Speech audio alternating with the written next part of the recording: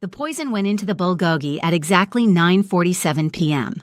Brooke Williams had 3 minutes before the kitchen manager returned from his smoke break. 3 minutes to finish plating the dish that would end Kang Min-jun's life. Her hands didn't shake, not even when she thought about her father's charred body pulled from the ruins of his restaurant 6 months ago.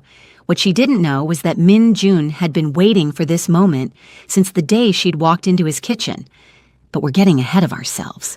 Let me show you how a woman with everything to lose became obsessed with a man who'd already decided she belonged to him. The kitchen at Lotus hummed with controlled chaos. Brooke moved between stations with the efficiency of someone who'd earned her place, her tall frame navigating the tight spaces as she checked the mise en place one final time. 6 months as sous chef. 6 months of smiling at the man whose family had murdered her father over protection money he'd never known he owed. The official story called it an electrical fire. The insurance company agreed.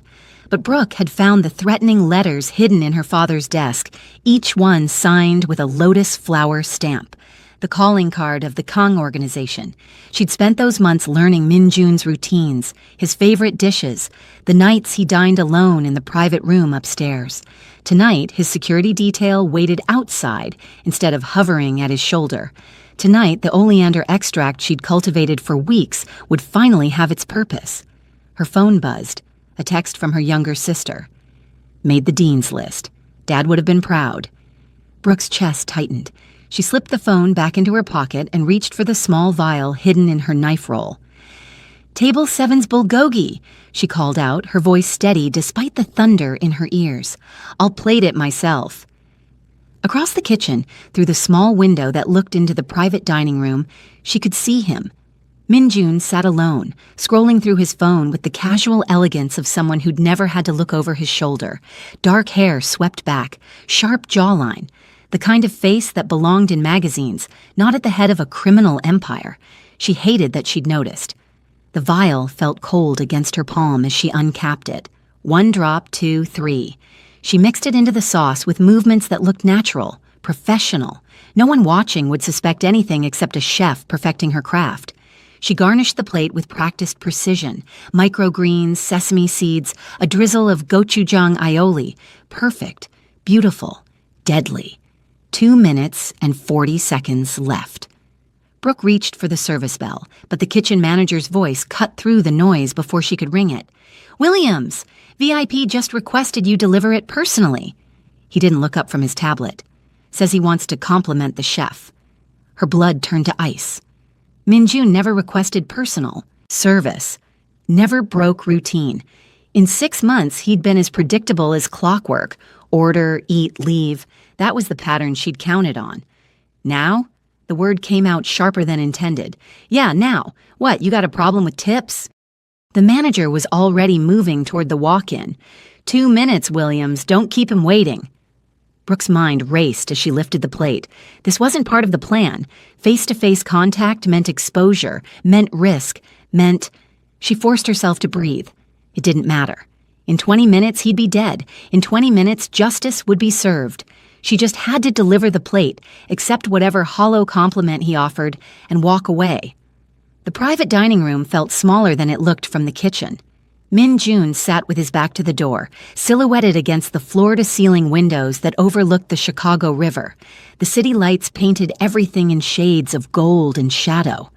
"Mr. Kang," her voice came out steady, professional. "Your bulgogi." He turned, and something in his expression made her grip the plate tighter. Not surprise, not curiosity, recognition. "Ms. Williams," he gestured to the seat across from him. "Join me. I should get back to the kitchen. Sit." The word wasn't loud, but it carried the weight of someone used to being obeyed, then softer. "Please." Brooke set the plate down carefully and lowered herself into the chair, every muscle coiled tight. Through the window, she could see his security detail repositioning, their attention focused outward. No witnesses, no interruptions. Min-jun studied the dish with unsettling focus. "You've been working here for 6 months." "Yes." "Started as a prep cook, made sous chef in 3 months. Impressive." His fingers drummed once against the table. "Tell me something, Brooke. Why Lotus? Why my restaurant?" The use of her first name sent warning bells through her system. The opportunity was, your father owned Sam's Soul Kitchen in Bronzeville. His voice remained conversational, but his eyes had gone dark, predatory. Third-generation establishment, burned down 6 months and 2 weeks ago, the same week you applied to work here. The room tilted. Every carefully constructed lie dissolved on her tongue. This is the moment she realized he'd been hunting her all along. But what she didn't understand yet was why he'd let her get this close. I don't know what you're... Please don't insult either of us with denial. Minjun leaned forward, and the movement was predatory, calculated. I've known who you are since your second interview. I know about the letters your father received. I know about the protection money he couldn't pay. I know... His jaw tightened. I know it was my father's operation that gave the order. Brooke's hands clenched in her lap, nails biting into her palms. Then why am I still breathing?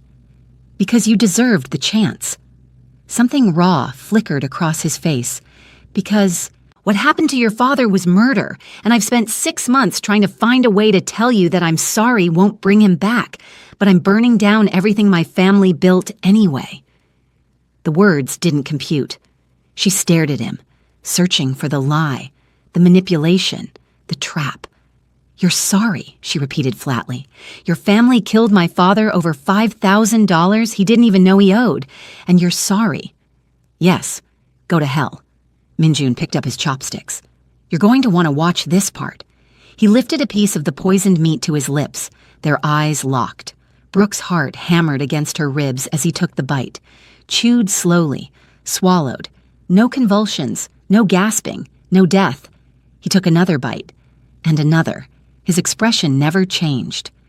Oleander, he said finally, setting down his chopsticks. Clever, tasteless. Mimics a heart attack in the right dosage. He leaned back, and the sorrow in his eyes looked genuine. Too genuine. I built up an immunity 3 years ago. After the 4th assassination attempt, it seemed practical. The world narrowed to the space between them. Brooke couldn't breathe, couldn't think. 6 months of planning, of grief channeled into cold purpose, of waiting for this exact moment. You knew, she whispered. I knew. He stood, moving around the table with predatory grace, not rushed, inevitable. What I didn't know was whether you'd actually go through with it, whether the woman who corrected my head chef's kimchi recipe and made him cry with gratitude had enough hate left to finish what you started.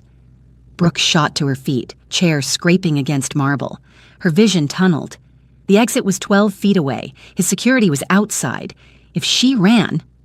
Minjun was already there, his hand catching her wrist before she'd fully turned. Not roughly, but with enough pressure to stop her retreat. The contact sent a jolt through her nervous system that she absolutely refused to acknowledge. Don't. His voice dropped to barely above a whisper. Don't run, not yet. Let me... I can't. His thumb found her pulse, racing beneath her skin. Because if you walk out of this building tonight, you'll be dead before you reach the street. She tried to jerk free. His grip tightened fractionally. You're insane. My father's men have had a contract on you for 3 weeks. He pulled out his phone with his free hand, showed her the screen, encrypted messages, photos of her apartment, her sister leaving campus. The contract price, $50,000. Someone intercepted your dark web searches for poisons. Someone told my father. I've been running interference, moving the pieces to keep you breathing, but my time just ran out. Because tonight wasn't just about poison and revenge. Tonight, 2 people playing a deadly game were about to discover they'd both been trapped from the beginning. This is the best time to subscribe if you need to know what happens. Next, trust me, this story only gets more intense. Brooke stared at the photos, at the proof that her carefully hidden research had been exposed, at the evidence that she should already be dead. Why? The word came out broken. Why protect someone trying to kill you? Minjun's expression shifted, something raw and desperate bleeding through his controlled facade. Because I've been in love with you since you walked into my kitchen and looked at me like I was just another obstacle to overcome. His free hand came up slowly, fingers hovering near her face but not touching. Because watching you hate me has been the most honest thing in my life for months. Because... His phone buzzed. Once. Twice. 3 times in rapid succession. His expression went flat. Dangerous. We're out of time. He released her wrist but moved to block the exit. My father knows you failed. His men are moving on your sister right now unless I do something he can't ignore. My sister? Panic flooded Brooke's system, white-hot and overwhelming. No, she's not part of this. I know. Minjun's jaw clenched, which is why you're going to become mine, tonight, right now. The words hung between them like a blade. What? He stepped closer, crowding her against the table, his eyes boring into hers with an intensity that made her forget how to breathe. You're going to become my fiancé. We're going to walk out of this room together, and I'm going to announce our engagement to everyone in this restaurant. It's the only way to signal to my father that you're untouchable, that hurting you or your sister means going to war with me. Brooke's mind spun. This is insane, possessive, completely irrational. His voice dropped to something raw and dangerous. But I will burn down my entire legacy to keep you breathing, Brooke Williams. So here's your choice. His hand finally made contact, fingers curling beneath her chin, tilting her face up to meet his gaze. Become mine and save your sister. Or refuse, and we both watch her die. Brooke's world narrowed to 3 things: the heat of Minjun's hand beneath her chin, the impossible choice he'd just given her, and the sound of her own heartbeat thundering in her ears. You're insane, she whispered, but her voice lacked conviction. Probably. His thumb traced the line of her jaw, and she hated how her body responded to the touch. But your sister has 12 minutes before my father's men reach her apartment. So decide, Brooke, now. Her mind raced through options that didn't exist. Call the police? Half of them were on Kang payroll. Run? His security blocked every exit. Fight? The man had survived her poison like it was seasoning. Talia's face flashed through her mind. 20 years old, full scholarship to Northwestern, the only family Brooke had left. The sister who still cried when she talked about their father, who texted Dean's list updates like Dad could somehow still see them. How... Do I know you're telling the truth? Brooke's hands clenched at her sides. That this isn't just another way to... Minjun released her chin and stepped back, creating space she didn't want to acknowledge feeling the loss of. He pulled out his phone, fingers moving across the screen with practiced efficiency, then held it toward her. A live security feed, Talia's apartment building, 2 dark SUVs idling at the curb, engines running, men in the front seats, faces obscured but posture unmistakable, waiting. Those are my father's men, Minjun said quietly. They're not moving in yet because he wants to see what I do first. It's a test. His jaw clenched. Everything with him is a test. Brooke stared at the feed, at the very real threat sitting outside her sister's building. Her throat tightened. I need to hear her voice. Her hands trembled now, adrenaline crashing through her system. I need to know Talia's actually safe before I... Minjun handed her his phone without argument. Call her, but make it convincing. If she panics and runs to campus security, my father will know. What Brooke didn't understand yet was that Minjun's father had orchestrated this entire night, and making that call was exactly what he'd been waiting for. Brooke's fingers shook as she dialed. 1 ring, 2, 3. Hello? Talia's voice, slightly annoyed, blissfully unaware. Tally, it's me. Brooke turned away from Minjun, needing the illusion of privacy. Are you home? Yeah, studying for my organic chem midterm. Why? You sound weird. Listen to me carefully. Brooke forced steadiness into her voice. Don't react, don't freak out, just listen. A pause. Brooke, you're scaring me. I know, I'm sorry, but I need you to trust me right now. She pressed her palm against the cool window glass, watching the city lights blur. There's been a situation at the restaurant. Nothing I can't handle, but I need you somewhere safe while I deal with it. What kind of situation? The kind where you pack a bag calmly, like you're going to stay with a friend for the weekend. Then you walk out of your building and get in the Blacktown car that'll be waiting in exactly 8 minutes. Brooke, please tally. The driver will take you to the Peninsula Hotel on Michigan Avenue. There's a suite reserved under my name. Order room service, watch terrible reality TV, and wait for me to call. Can you do that? The silence stretched. Then, this is about Dad, isn't it? About what really happened. Brooke's chest constricted. Her sister was too smart for her own good. Yes? Okay. Talia's voice steadied, matured in an instant. Okay, I'm packing now, but Brooke, you better call me in 2 hours or I'm calling every news outlet in Chicago. Deal, I love you. Love you too, be careful. The call ended.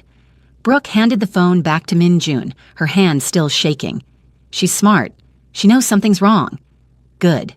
He was already texting. Smart means she'll follow instructions. I'm sending my personal driver, someone my father can't touch without direct confrontation. He looked up, something like respect in his eyes. You handled that well. Don't. Bitterness flooded her mouth. Don't compliment me for protecting her from danger your family created. You're right. He pocketed his phone. But she'll be safe at the Peninsula. Full security detail. No one gets near her without my authorization. A soft knock interrupted them. Min-jun's expression shifted, tension bleeding into his shoulders, before he called out, "Come in." The door opened. A woman entered, late 50s, elegant in the way that came from generations of old money, wearing a charcoal silk suit that probably cost more than Brooke made in 6 months. Her eyes, the same dark intensity as Min-jun's, swept over the scene with calculating precision. Min-jun's spine straightened fractionally. Mother, this is unexpected. Is it? The woman's Korean accent was heavier than her son's, each word precisely chosen. Your father sent me. He wanted observation of tonight's events. Her gaze locked on Brooke with unsettling focus. You must be Ms. Williams, the sous chef who's been with us for 6 months. The way she said us made Brooke's skin crawl, like she was already property, already owned. Mother, meet my fiancé. Min-jun moved, placing himself subtly between them. Brooke Williams. We were just about to make the announcement. The temperature in the room dropped 10 degrees. Fiancé. The word dripped with measured disbelief. How wonderfully sudden. Your father will be fascinated to hear this development. The unspoken threat hung in the air like smoke. Brooke's instinct screamed to run, but Min-jun's hand found hers, squeezing once in warning. The contact sent electricity up her arm that she refused to acknowledge. It's not sudden, he said smoothly, his thumb stroking across Brooke's knuckles in a gesture that looked practiced, intimate. We've been careful, discreet, but recent events have made it clear that waiting serves no purpose. His mother's eyes narrowed, tracking the movement of his thumb. Reading body language the way predators read prey. Recent events. You mean the oleander in tonight's bulgogi? Brooke's heart stopped. A test, Min-jun said without missing a beat. I asked Brooke to prove she had the courage to do what needed to be done, to show me she wouldn't break under pressure. His mother smiled then, slow and knowing, and Brooke realized with cold certainty that everyone in this family played games within games. A test, his mother repeated softly. How like your father you've become. She moved further into the room, circling them with the precision of someone assessing merchandise. Tell me, Ms. Williams, do you love my son? The question was a trap. Brooke could feel the jaws closing around her. Yes. The lie tasted like ash, but she forced conviction into it. I do. Interesting. His mother stopped directly in front of Brooke, close enough that she could smell expensive perfume and something sharper underneath. Because 6 months ago, your father died in a fire started by this family's organization, and now you're standing here, claiming to love the son of the man who ordered it. Brooke's nails bit into her palms. People are complicated. Indeed they are. The older woman's expression shifted, something almost like approval flickering across her features. Your father will never accept this, she said, turning to Min-jun. A black woman, an outsider, someone with every reason to destroy this family from the inside. Then father will have to choose. Minjun's voice went deadly soft, his arm sliding around Brooke's waist and pulling her against him. The full body contact made her breath catch. His pride or his legacy, because Brooke is mine. That's not negotiable. His mother studied them both for a long, uncomfortable moment. Then, unexpectedly, her expression softened. You really do love her. It wasn't a question. Yes. Minjun didn't hesitate, didn't look at Brooke when he said it. I really do. The conviction in his voice made something in Brooke's chest twist, painfully.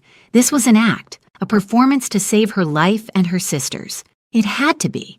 So why did it feel like the truest thing anyone had said to her in 6 months? Then you should know, his mother said, moving to the window, her reflection ghost-like against the city lights, that your father has been aware of Ms. Williams's true identity since before we hired her. He approved her application personally. The world tilted. Minjun's arm tightened around Brooke's waist. What? He's been orchestrating this entire situation, watching to see which of you would break first, whether you'd choose family loyalty or... She paused, something pained crossing her features. Something else. The fire? Brooke's voice came out strangled. My father? His mother turned to face them fully. Wasn't about protection money. Your father's restaurant sat on property my husband wanted for development. The protection racket was fabricated. The fire was deliberate. Her eyes met Brooke's with something that might have been regret. Your father was collateral damage in a real estate acquisition. I'm sorry.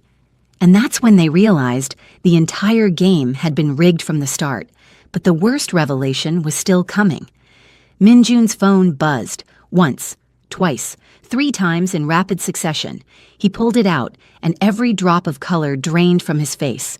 What? Brooke demanded, cold dread flooding her system. What is it? He turned the phone toward her silently. A photo filled the screen. Talia sitting in the back of a car, eyes wide with confused fear. And in the driver's seat, clearly visible and smiling at the camera, was an older Korean man whose face Brooke recognized from the research she'd done months ago. Minjun's father. The message below read, The town car you sent for the sister? I sent a different one. Bring your fiancé to the estate. 1 hour. We'll discuss terms for the girl's return. As a family. Brooke's knees buckled. Minjun caught her, his arms banding around her as her vision tunneled. He knew, she whispered. He knew you'd try to protect her. He was counting on it. Yes. Minjun's voice had gone flat. Dangerous. He was. His mother's face had gone pale. Minjun, your father wouldn't actually hurt the girl. This is just pressure, just... You don't know what he'd do anymore. Minjun's eyes stayed locked on the photo. None of us do. He looked at Brooke then, and the raw determination in his gaze took her breath away. We're going to get your sister back. But Brooke, when we walk into that estate, you need to understand something. His hand cupped her face with unexpected gentleness. Everything I say, everything I do from this moment forward, trust that I'm trying to keep you both alive, even if it looks like I'm not.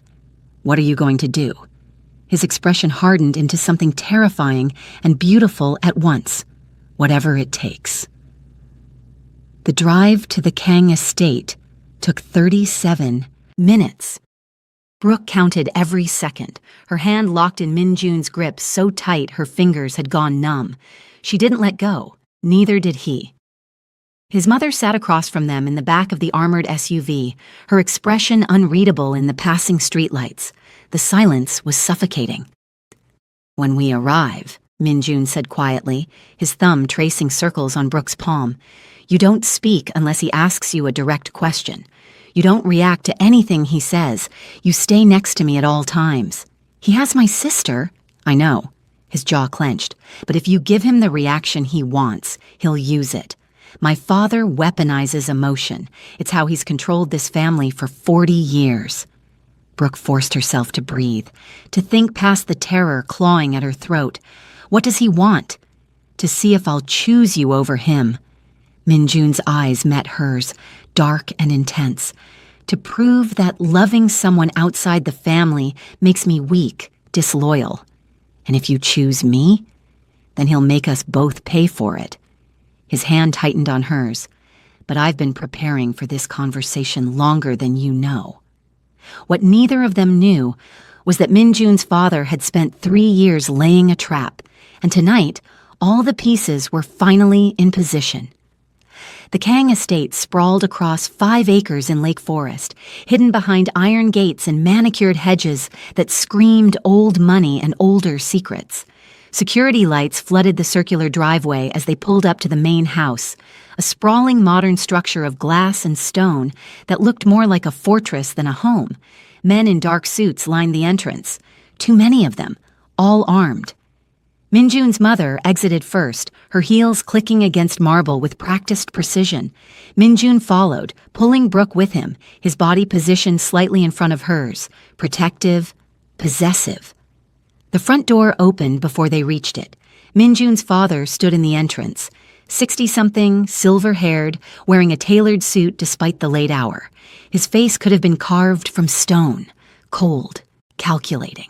The kind of man who'd built an empire on other people's fear. His eyes locked on Brooke with the intensity of a predator sizing up prey. "Ms. Williams." His English was flawless, accent barely perceptible. "Welcome to my home. I apologize for the unconventional invitation." Brooke's nails bit into Minjun's hand. She said nothing. "Where is she?" Minjun's voice cut through the night air like a blade. His father's expression didn't change. Inside, unharmed. "Having tea with my wife in the sitting room, actually. She's quite charming. Your future sister-in-law. Smart, too. Studying biochemistry, she tells me." The casual mention of Talia, the way he said sister-in-law like this, was a normal family gathering. It made Brooke's blood boil. "Let me see her," she said, the words escaping before she could stop them. Minjun's father smiled, slow and knowing. "Of course, but first, we discuss terms, as a family." He stepped aside, gesturing into the house. "Please." It wasn't a request, because this wasn't just about one night or one choice. This was the culmination of 3 years of silent warfare between father and son. The sitting room was exactly what Brooke expected. Expensive furniture, Korean art on the walls, floor-to-ceiling windows overlooking gardens lit by subtle landscape lighting. And there, on a cream-colored sofa, sat Talia. Her sister looked up, relief flooding her face when she saw Brooke. She started to stand, but an older Korean woman, Min Jun's stepmother, Brooke guessed, placed a gentle hand on her shoulder, a restraint disguised as comfort. "I'm okay," Talia called out, her voice steady despite the fear in her eyes. "They haven't hurt me." Yet, the unspoken word hung in the air. Minjun's father moved to a bar cart, poured himself whiskey with deliberate slowness. "Sit, all of you." Minjun guided Brooke to a chair, positioning himself between her and his father. His mother took a seat near the window, her expression carefully neutral. "So," his father began, swirling his glass, "my son has fallen in love, enough to bring an outsider into this family, a woman who tried to poison him tonight." He took a slow sip. "A woman whose father died because of decisions I made 3 years ago." "Business decisions," Minjun said flatly. "That's what you've always called them." His father's eyes glinted. "Samuel Williams owned property I needed. He refused to sell. The protection racket gave me leverage. The fire was regrettable, but necessary." Brooke's entire body went rigid, hearing it stated so casually, so coldly, her father's death reduced to regrettable, but necessary.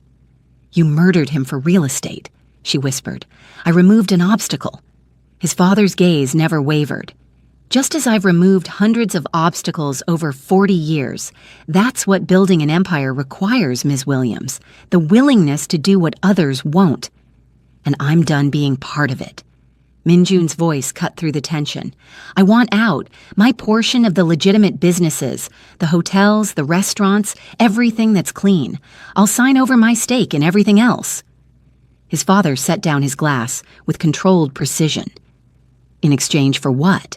"Safe passage. For Brooke, her sister, and myself. No retaliation, no consequences."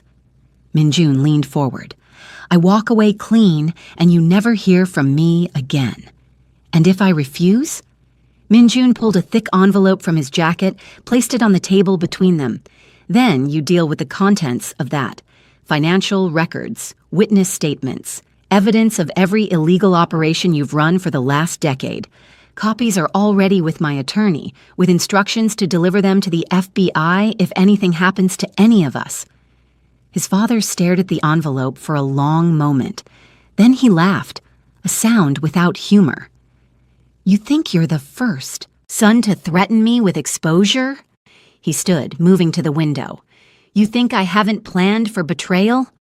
I think you love this empire more than anything, Min-jun said quietly, and I'm betting you won't risk losing it. His father turned back, and something dangerous flickered across his features.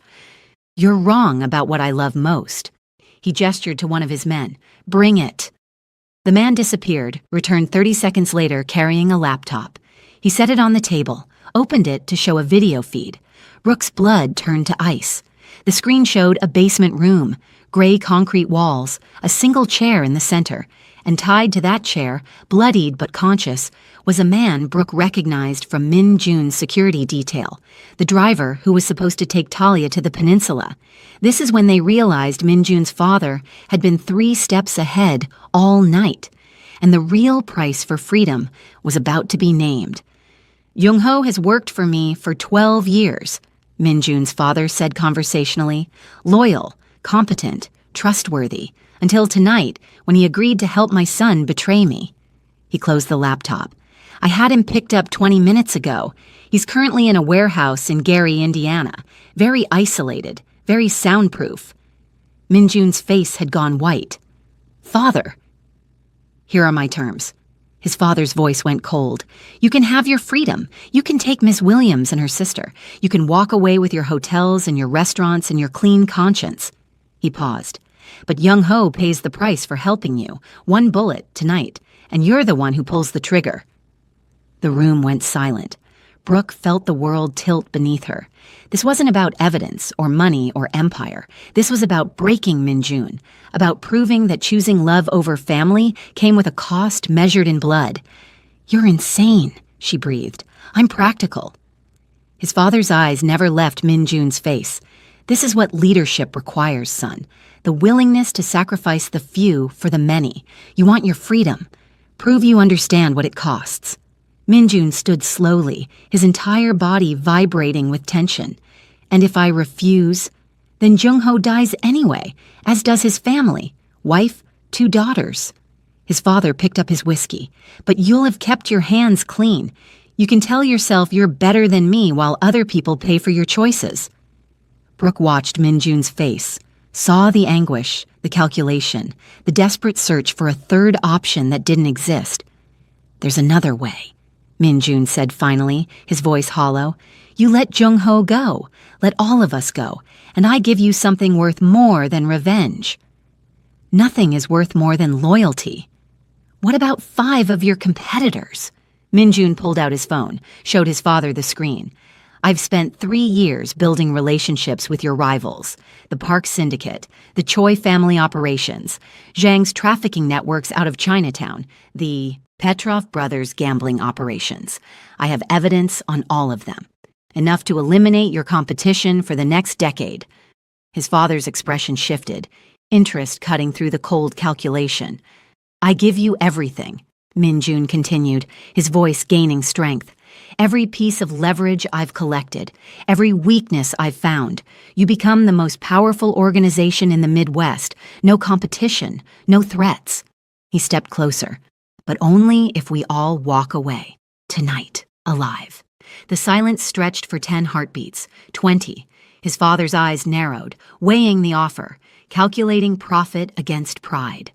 Show me, he said finally. Min-jun opened his phone, pulled up files, spread them across the table. Financial records, photos, encrypted communications, 3 years of careful intelligence gathering laid out like an offering. His father studied them with the focus of a man who'd built an empire on information. After 5 minutes, he looked up. Jung-ho goes free, he said. You take your portion of the clean businesses. You leave Chicago within 72 hours. He glanced at Brooke, then Talia. But understand this. If any of this intelligence is false, if you've played me, I will find you. all of you. And what I do to Young-ho will look like mercy compared to what you'll suffer. Min-jun's jaw clenched, but he nodded. It's real, all of it. His father gestured to his men.